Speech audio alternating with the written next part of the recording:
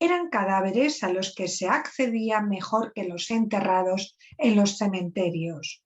Un cuerpo suspendido evocaba la levitación y, por otro lado, al vuelo onírico. Se creía que disponía de poderes mágicos otorgados para el sacrificio de su propia vida. Además, se pensaba que las personas que habían muerto violentamente se mantenían en el mundo, por lo que sus miembros podían ayudar a anular la voluntad de un sujeto. Con ello, los acusados relacionaban a las reas con la nigromancia, considerada desde los círculos eclesiásticos y mágicos como la más maldita de todas las artes, por su fuerte vinculación con el diablo. Con la intención de armar este discurso en contra de estas mujeres, el matrimonio reveló que una noche de finales de enero, principios de febrero, en la que había caído una gran nevada, a las 12 de la noche llamaron a su aposento María González y la Toledana y otras mujeres que no conocían. Estaban cantando, tocando castañuelas, panderetas, llenándolo todo de algarabía y un tanto achispadas por la bebida. Y admirado por aquellas horas y con tiempo tan terrible anduvieran por la calle, les dijo sonriendo que parecían brujas y dijeron que venían de un bautismo y de una boda, a donde estuvieron un cuarto de hora y después se fueron. Con este episodio se arrojó sutilmente la sospecha de que también participaban activamente en aquelarres. Esto alteraba la naturaleza del delito de brujería y convertía a las brujas en herejes y apóstatas, es decir, en seres depravados que tras renegar de la fe cristiana decidían servir a Satanás. Además, no se limitaban solo a rendir homenaje al diablo, sino que también incurrían en prácticas inmorales, sádicas y promiscuas que representaban una inversión de las normas sociales de la época. Se aludía, por lo tanto, al pacto firmado con el diablo, eje fundamental de la brujería que le daba un carácter herético y por el cual estaba sujeta la jurisdicción de la Inquisición. Dicho contrato consistía en renegar de Dios y establecer un vínculo con Satanás a cambio de diversos favores mundanos. Al parecer, en el caso de María González, que una noche quiso enseñar una oración también a Francisco Castrejón, para librarse de los demonios y de las cosas malas, y también descubrir quién estaba levantando falso testimonio contra él. La oración era la siguiente: Lucifer, hijo de príncipe, sobrino de Correr, ven, ven, que pan y quesito te daré a comer, y dámelo a entender en agua que vacíe, o en perro que ladre, o en hombre que pase, que yo te doy palabra de no menear la mano derecha, ni persignarme en la cama, ni en la iglesia que entrar, ni santo que encontrare. Fin de la cita. Más que una oración, se trata de un conjuro donde se evoca motivos antiguos sobre quesos y perros, donde también se está aludiendo a rituales de transmisión de males a objetos o de sujetos móviles, concretamente cuando se pide que la vía de adivinación sea el agua, un animal o una persona. La frase en la que se compromete que en la que no va a entrar a la iglesia tiene que ver con los relatos acerca de las brujas o de personas pecadoras que se les impide entrar o salir de las iglesias, como se recoge en las cantigas de Santa María de Alfonso X el Sabio. cómo una mujer quise entrar en Santa María de Valverde y no pude abrir las portas a tenerse manifesto. Es, por lo tanto, una invocación de clara intención diabólica que marca un antes y un después en la relación del matrimonio con María González. La reprendieron duramente y le preguntaron quién se lo había enseñado. Esta oración, esta invocación.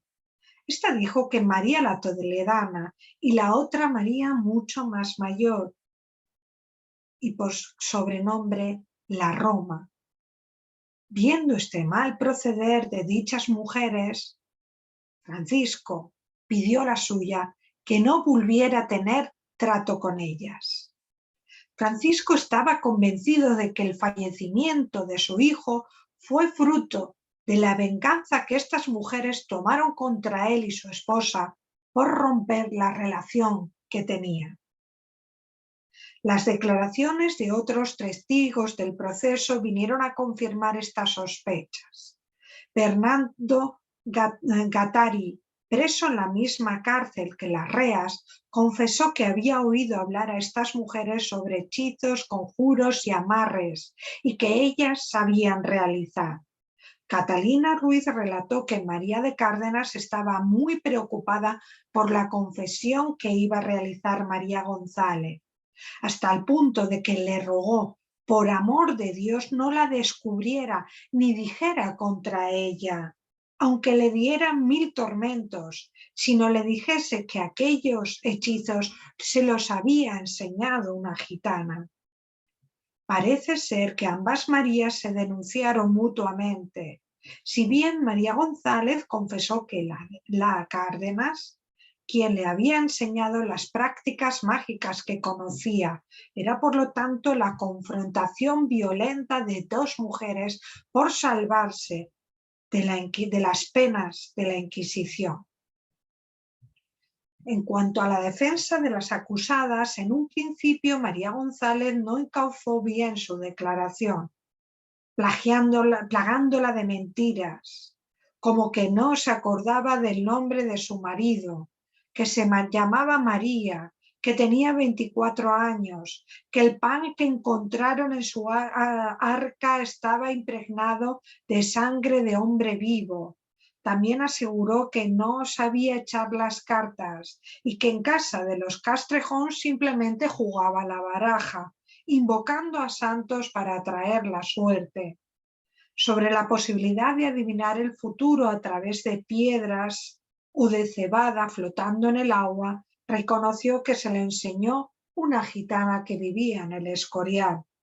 Da la sensación como si a través de estas falacias intentara enmarañar el proceso, confundir a los inquisidores y evitar una condena que se preveía dura. Se dio cuenta del fallo cometido, solicitó testificar de nuevo, reconoció que dijo muchos disparates para salvarse, admitió que nació en Navas del Marqués, localidad del obispado de Ávila, que era descendiente de cristianos viejos, que estaba casada con Juan de Segovia, de oficio cardador. Esta confesión dio un vuelco total al proceso. Al tratarse de un proceso inquisitorial, y aunque la edad no era óbice para que los inquisidores que podían procesar a los individuos independientemente de los años que tuvieran, a ser la rea menor de edad, tenía que contar con un abogado que ejerciera sobre ella amparo. Para su fortuna, le fue asignado Pedro Martínez Hurtado, quien orquestó acertadamente su defensa e hizo que se librara de los consabidos latigazos, castigo muy común en este tipo de infracciones. Su abogado se esforzó en desmontar las acusaciones y mostrar que María realmente era una víctima en manos tanto de Francisco de Castrejón como de Juana de Lezcano, quienes pretendían que fuera la amante de Alonso de Castro, zapatero de oficio como Francisco. La acusada comenzó a mostrarse más cautelosa, más discreta. Su letrado procuró presentarla como una mujer temerosa de Dios, buena cristiana, que cumplía disciplinadamente con su trabajo. Para ello llamó a declarar a personas reconocidas socialmente por su honradez y moralidad.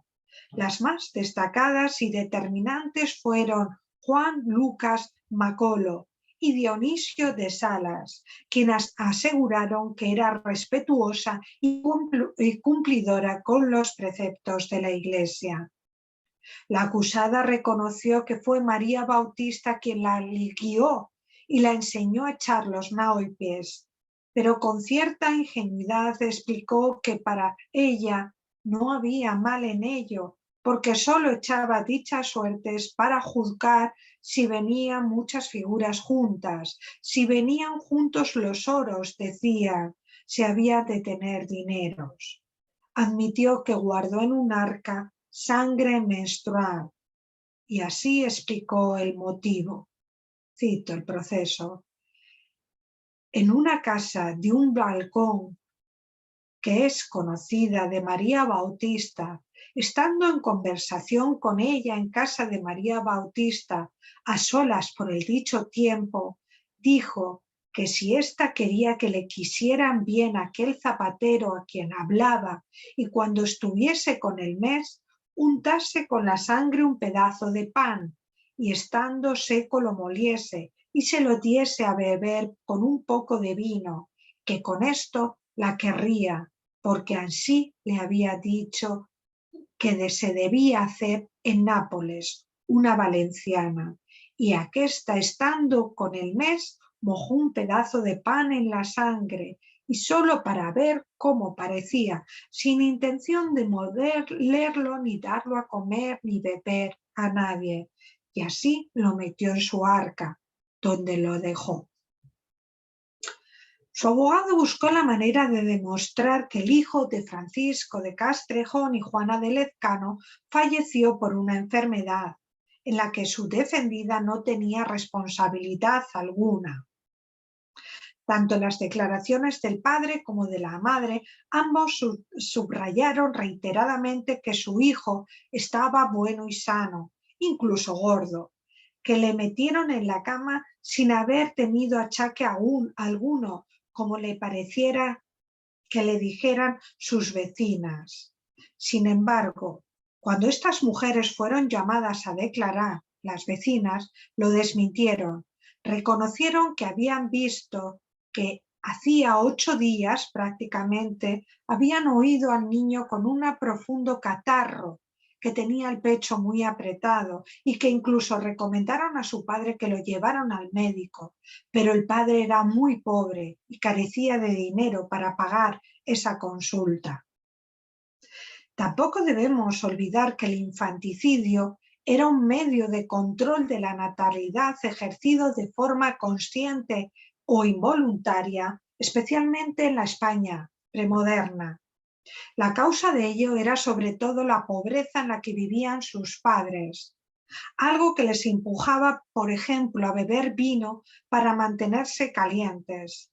Algunas veces las madres ingerían más de la cuenta, se acostaban borrachas con sus hijos y sin querer los asfixiaban.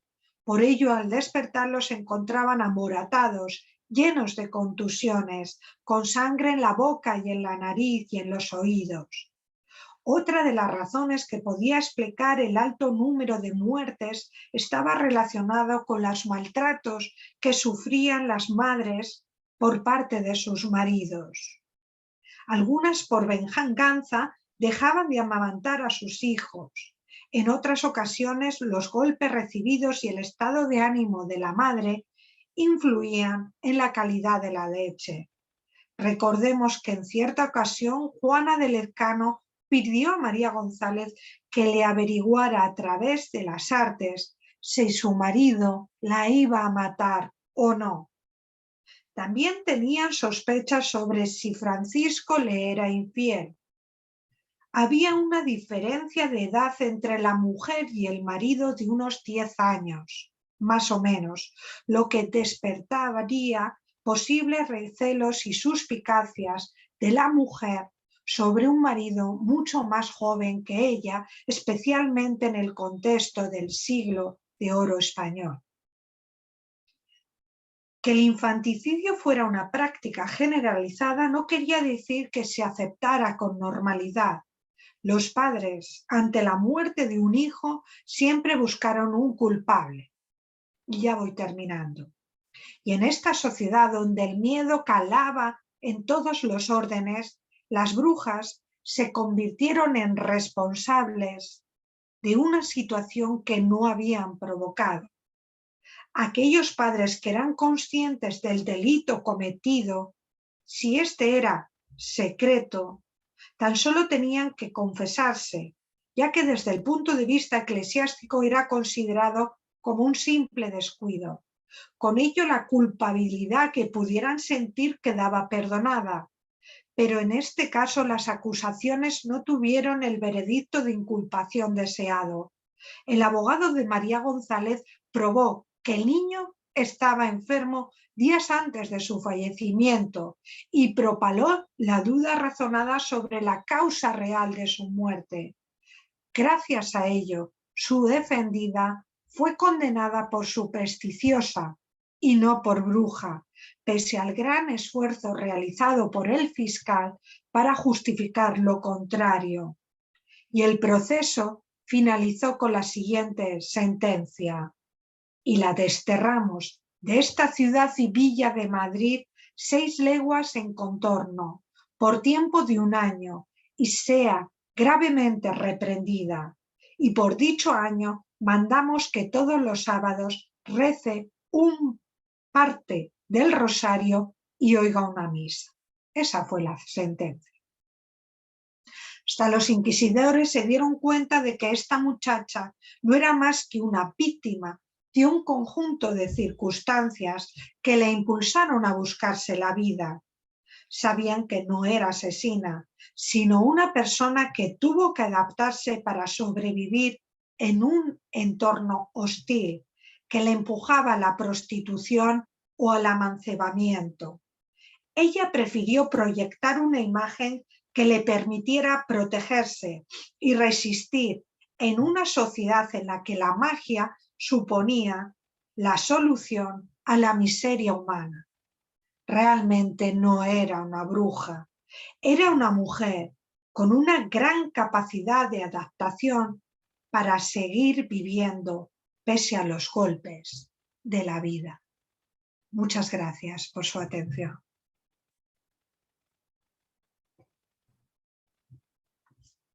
Muchísimas gracias, doctora. Realmente, al menos en lo personal, sí fue muy, muy, muy grata, muy interesante su conferencia. Abrimos el espacio para las preguntas, las respuestas de la doctora. Por ahí nos dan las gracias a través del chat, ya sea que activen su micrófono o que planteen las preguntas a través del chat. A ver, alguien de ustedes que quisiera hacer alguna pregunta, algún comentario al respecto.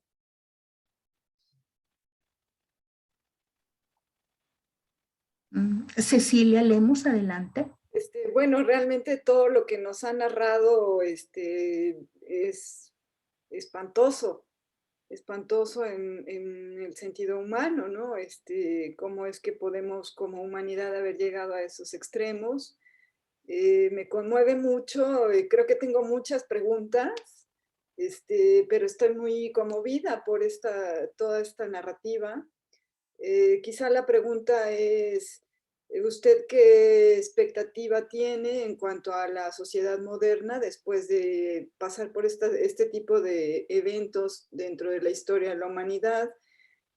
Pues bueno, en nuestro país todavía hay mucho de esto, ¿no? Ya sea por lo mágico o simplemente una cuestión patriarcal que a todas las mujeres, pues en este caso, como usted lo decía, que vivimos solas, que tenemos inteligencia, nos ven con mucha suspicacia, ¿no? Y hay Y no solo la vista es suspicaz, sino también hay una conducta un tanto pues violenta. Yo no sé, ayer escuchaba aquí aullar los coyotes y cómo suena el viento, pues era todo un ambiente pues de aquelarre, nada más faltaba que saliera volando por el balcón. Y entonces, no sé, ¿qué expectativa tiene con relación a que podamos en algún momento pues trascender este tipo de actitudes humanas? Yo te confieso, Cecilia, que estoy muy preocupada. Soy especialista en siglo de oro, me dedico tanto a la visión mágica como también al estudio de las mujeres. Y a mis alumnos, sobre todo ya en la época pospandémica, es inevitable hablar de prepandemia, pospandemia, les insisto mucho en un caso. En el siglo de oro hubo mujeres, hubo un cierto número muy importante de mujeres que escribieron, que accedieron a los círculos culturales de la época, el caso, por ejemplo, de María de Zayas, de Ana Caro de Maillet, etcétera, que fueron reconocidas socialmente, incluso valoradas por Lope de Vega. Lope de Vega admiraba muchísimo a María de Zayas. Y es más, si leemos su obra, Novelas amorosas y ejemplares, y muy especialmente Desengaños amorosos, vemos la calidad literaria de su prosa y su magnífica creatividad. Ana Caro de Maillet exactamente igual, Santa Teresa de Jesús, Sor Juana Inés de la Cruz, que eclipsa totalmente a cualquier intelectual del siglo de oro, incluso del momento actual. Yo considero que Sor Juana Inés de la Cruz es de una brillantez intelectual y literaria que a día de hoy todavía no somos capaces de decodificarla, de explicarla, de mostrar realmente la inmensidad de Sor Juana. Pero les pregunto, ¿qué pasó en el siglo XVIII para que dejaran de escribir, para que salieron de esos círculos culturales, para que su voz quedara de nuevo encerrada en un ámbito doméstico, para que se convirtiera prácticamente en un florero durante siglo y medio? Fue la irrupción de la burguesía, fue la que rompió los estamentos sociales, pero por otro lado incluso unas clases sociales marcadas por su propio criterio, con la doble moral victoriana, recluyendo a la mujer a un espacio doméstico, perdiendo todas las libertades que tenía, que disfrutaba y de las que hacía gala y con total naturalidad en el siglo de oro. Y hubo de esperar prácticamente siglo y medio para de nuevo encontrar en el ámbito de la literatura hispánica, por ejemplo, a Rosalía de Castro, a Emilia Pardo Bazán, voces de nuevo femeninas. Les hago reflexionar sobre el momento actual en el que los derechos, las libertades, la igualdad entre hombres y mujeres, el feminismo bien entendido directamente, está muy de boga y es una gran lucha que estamos realizando. Pero de un tiempo a esta parte, especialmente la última década, estoy viendo un retroceso de los derechos que teníamos las mujeres.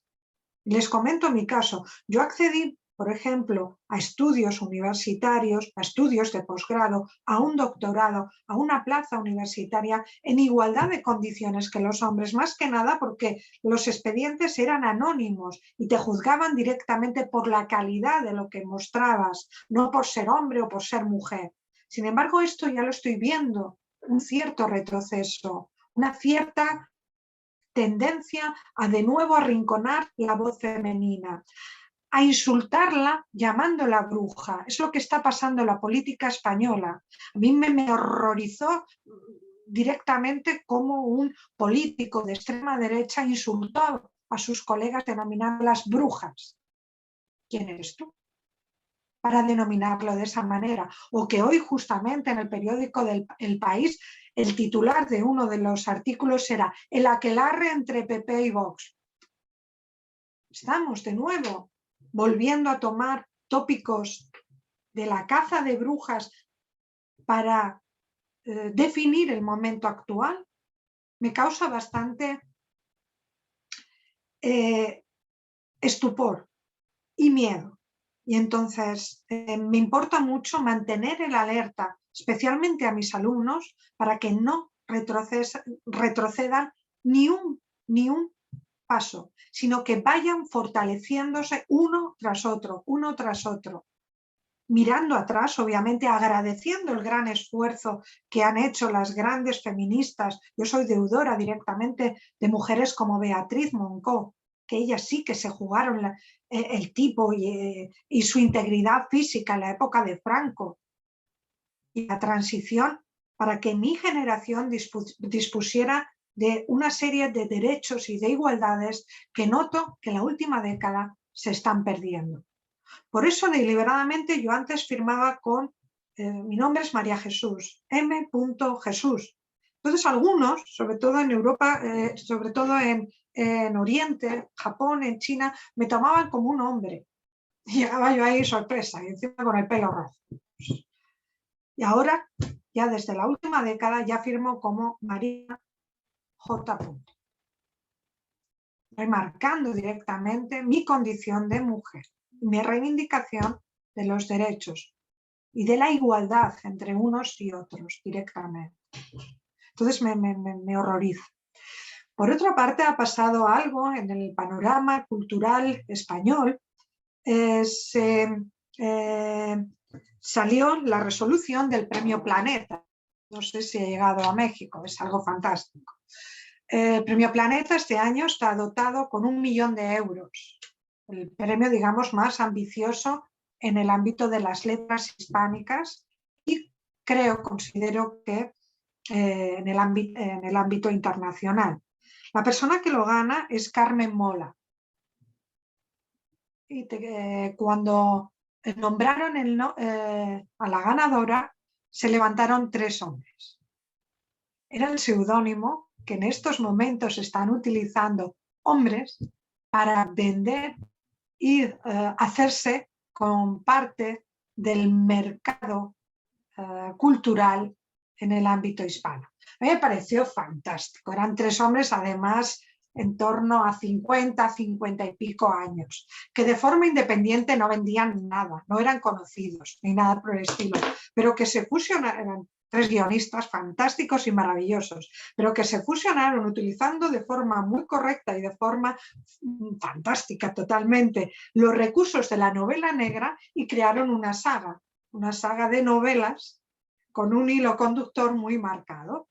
Siguiendo ese hilo conductor, lo presentaron su novela anónima al Premio Planeta. El Premio Planeta, el tribunal vio perfectamente que se trataba de Carmen Mola, se denomina la bestia, es uno de los personajes fundamentales de la tercera trilogía de estos santos, de estos señores. Entonces, como Carmen Mola había publicado con Alfaguara, dijo Planeta, ahora se la quito automáticamente a Planeta, a Alfaguara, me la quedo yo, me la quedo en exclusividad las próximas novelas, incluso ya la tengo que quitar la máscara de la anonimia que lleva para mostrarla públicamente y en cierto modo convertirla en la gallina de los huevos de oro, porque estos hombres lanzaron la idea de que se trataba de una profesora universitaria que vivía muy bien en el ámbito universitario y demás. Cuando se levantaron ellos, parte del feminismo español se rebeló contra ello y la atacaron de que directamente estaban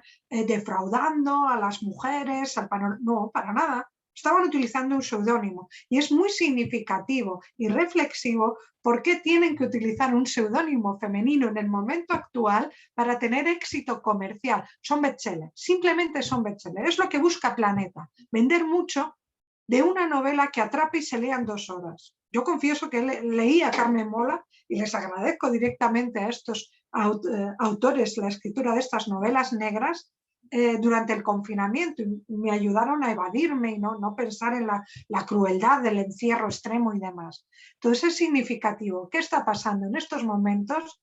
Que un Fermín Caballero se transforma en Carmen Mola. Aún así, considero que hay que estar muy, muy alerta y defendiendo todos y cada uno de los pasos que las generaciones anteriores a la nuestra y la nuestra están consiguiendo, especialmente por las futuras generaciones.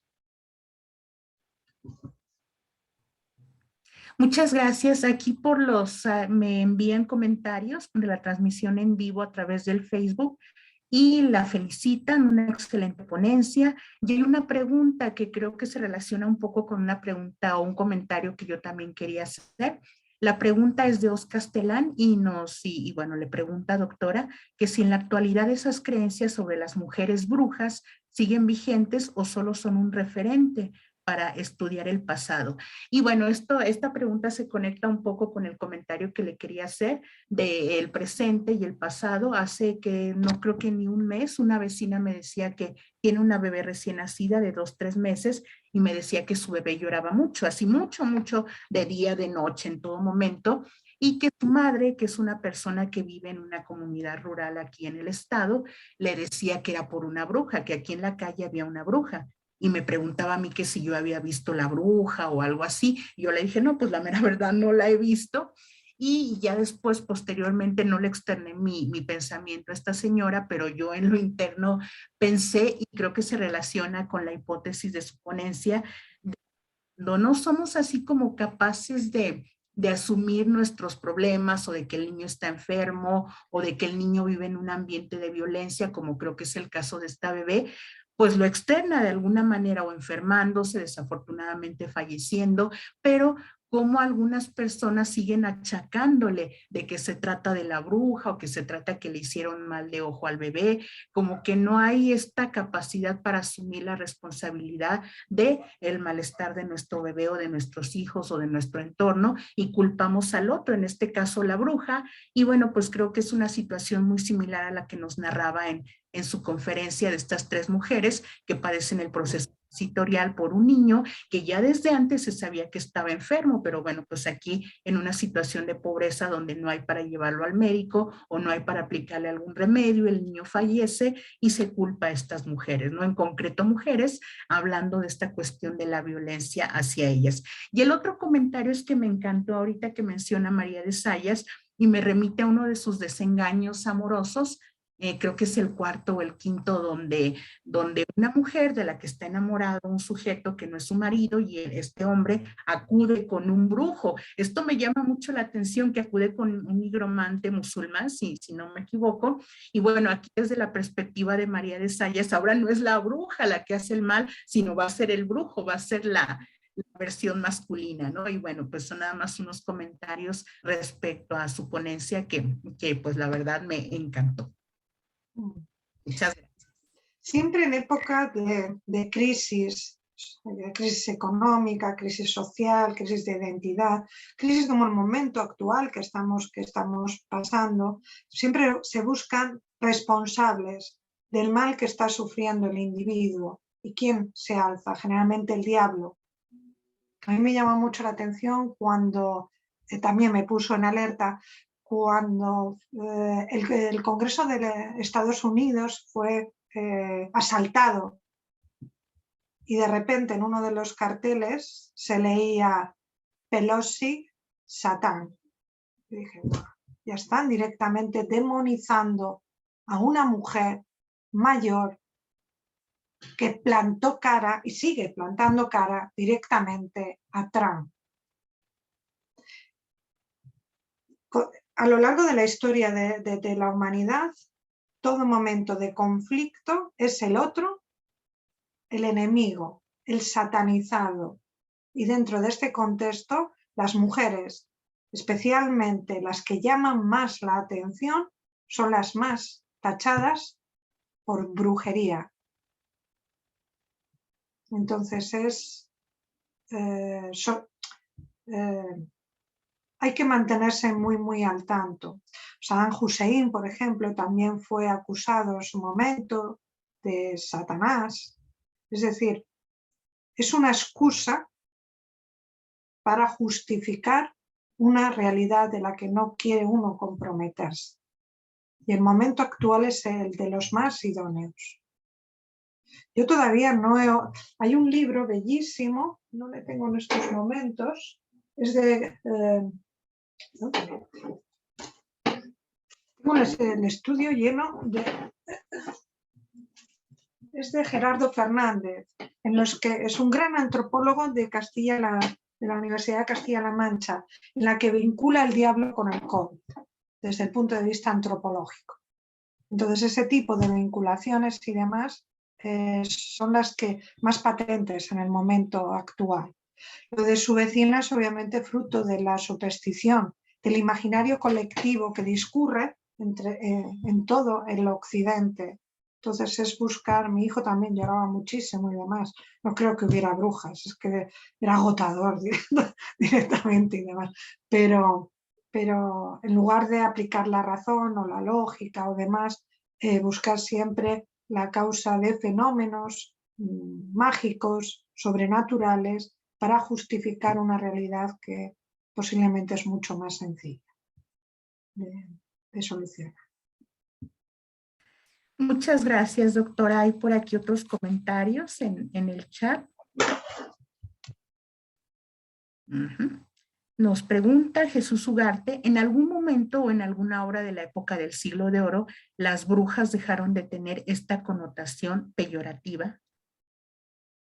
No, generalmente en el Siglo de Oro suele tener siempre esa connotación con mayor o menor poder. Por ejemplo, en el caso de María de Zayas, sobre todo en uno de los desengaños amorosos, perfila una imagen fantástica de Lucrecia. Es una bruja de 40 años, pero bella, atrayente, seductora, que omnibula directamente a un joven doncel que está casado, a un joven marido, está casado, incluso se queda con su voluntad, con su cuerpo, con los deseos sexuales que tiene y dispone de mucho dinero, ya que sus artes le han permitido ser una mujer rica. Es un perfil fascinante directamente de bruja, pero no con un carácter tan peyorativo de ser vieja, de ser desarrapada, de ser socialmente marginada. Ella era una gran cortesana y entonces atraía muchísimo la atención de todos, pese a que en el Siglo de Oro tener 40, 45 años ya era un símbolo, estaba vinculado prácticamente con la senectud. No solían vivir en torno a 50 como mucho. Hay algunas excepciones y demás, pero no era el caso. Los demás, estoy recordando, por ejemplo, las grandes brujas perfiladas por Cervantes, la Camacha, la Montiela, todas cumplen los estereotipos heredados de la antigüedad clásica. Claro que sí, muchas gracias. Y creo que por aquí hay una última pregunta de Sonia Robles Castillo. Me parece una conferencia muy interesante. El pensamiento mágico podría ser una manera de controlar el miedo y cómo esto tiene relación con la violencia. Creo que el miedo y la violencia tienen una relación muy estrecha. Magia y miedo van unidos. En concreto, este libro es maravilloso. El miedo en Occidente. Lo explica de una manera fascinante. Es maravilloso, totalmente. Están unidos. A ver, brujería con violencia. Tengan ustedes en cuenta una cosa. En el Siglo de Oro una mujer siempre tenía que estar sometida a la voluntad masculina, a la autoridad masculina, o bien a través de su padre, o bien a través de su marido, y cuando enviudaba, a través del hijo. Pero el hijo, claro, estaba casado y había algo llamado nuera. Suegra y nuera nunca se llevaban demasiado bien. Hay casos extraordinarios, bueno, hay excepciones y demás, pero no solía ser un binomio, digamos, que comulgaran correcta o que convivieran correctamente. Además, el hecho de tener una mujer mayor en casa suponía un gasto económico bastante elevado que posiblemente la nuera no quería asumir. Entonces se la sacaba de ese contexto. Una mujer sola en el Siglo de Oro, especialmente si era mayor, tenía que sobrevivir de alguna manera, porque era objeto de violencia de todo tipo. Violencia física, violencia psicológica, marginación, golpes, era prácticamente como una cosificación de lo más degradado de la sociedad. Una forma de reaccionar, sobrevivir y protegerse era unirse entre ellas y vestirse de brujas. Me visto de bruja, creo miedo socialmente, acuden a mí para remendar virgos, filtros y demás. Ellas tenían ese conocimiento por la vida. Remendar un virgo, pues automáticamente tampoco era una cosa tan extraordinaria y demás. Simplemente tenían que engañar a un marido en el hecho nupcial. Con un poquito de alcohol suficiente, con un paño mezclado con impregnado en sangre, automáticamente lo conseguían. Filtros amorosos, traer y llevar directamente determinada información para crear determinados vínculos. Amor, dinero y salud era lo que estaban buscando y eran lo que ellas ofrecían utilizando supuestos encantamientos o tratamientos físicos, pero tratamientos mágicos. Pero en sí lo que ellas hacían era vestirse con esos estereotipos de bruja para sobrevivir. Y en el caso de estas 3 mujeres, vivían bien, porque su casa tenía balcón y estaba situada en una zona, digamos, medianamente correcta del Madrid de la época. No era una zona degradada. Vivían bien. Podían comer, podían moverse y demás. Y una forma de protección era la unión entre ellas. Esto que generaba, obviamente, mucha desconfianza social. Y a nada que ocurriera algo negativo, automáticamente eran tachadas de brujas, de causantes de ese mal. Lo positivo de María de González fue que tenía 21 años. La mayoría de edad legal en esa época eran 24, por lo que obligaron a que un abogado la defendiera. Y el abogado creyó en ella y disponía de la destreza legal como para desmontar totalmente la declaración torpe, ignorante, atrevida que inicialmente hizo ella y la salvó. La salvó de un destino sin duda alguna cruento, porque el permanecer años en las cárceles secretas de la Inquisición suponía una muerte muy probable, por falta de higiene, falta de comida, por someterse a todo tipo de vejaciones para poder alimentarse, etc.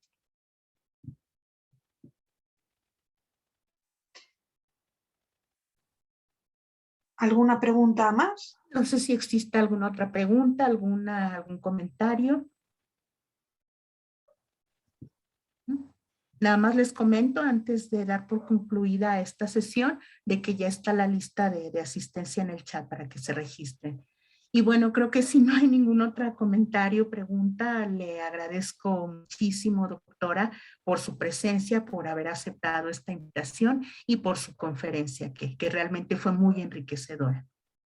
Muchas gracias a ustedes por su asistencia, por su paciencia, especialmente a primera hora de la mañana y por seguir una conferencia a veces un poco pesada y demás como esta. Ajá, no, por supuesto. Muchas gracias.